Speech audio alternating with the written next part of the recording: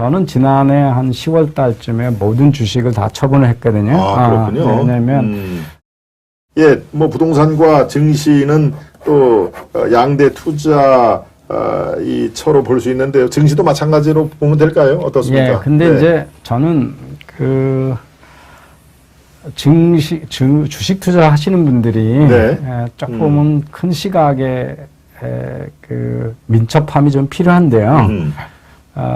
뭐 제 얘기를 해서 그렇습니다. 저는 지난해 한 10월 달쯤에 모든 주식을 다 처분을 했거든요. 그렇군요. 왜냐면 이건 이제 하방 위험이 너무 커졌다.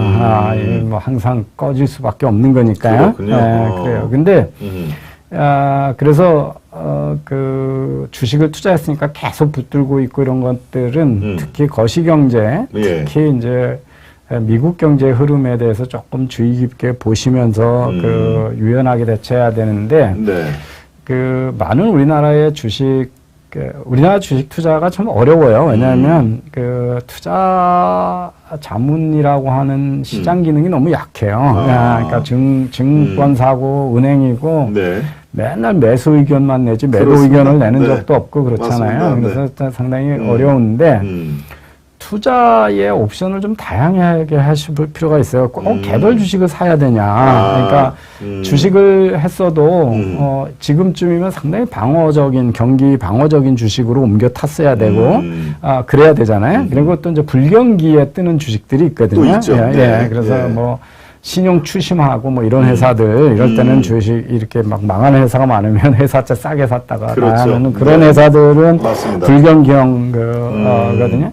그다음에 이제 우리가 개별 주식을 주식 시장이 떨어지는 게 분명하다 그러면 사실은 그 인버스 상장 지수 펀드 이런 거 하면 주식이 10% 떨어지면 내가 10% 먹는 거거든요. 그렇습니다. 거꾸로 가니까요. 거꾸로 가는 거니까. 그러니까 주식이 올라갈 때는 상장 지수 펀드를 사고 주식이 떨어질 것 같으면 인버스 상장 주식 펀드 같은 걸 사면 개별 주식을 사는 것보다 위험이 없고 하락장에서 큰 돈을 벌 수 있어요. 사실은 지난 연말에 만약에 그런 인버스 상장 지수 지수에다 투자를 했으면 큰 돈을 버셨죠. 그렇죠. 올해 그 하락장세에서 어마어마하게 큰 돈을 그런 분들이 뭐 많지는 않겠죠. 네, 많지 않아요. 근데 그 가능성이나 존재 여부도 일반 투자자들이 잘 모르세요. 그래서 조금 폭넓은 투자 대안들이 있다. 근데 뭐 꼭 주식에 있어야 될 이유는 없는 거죠. 그죠? 현금을 가지고 있다가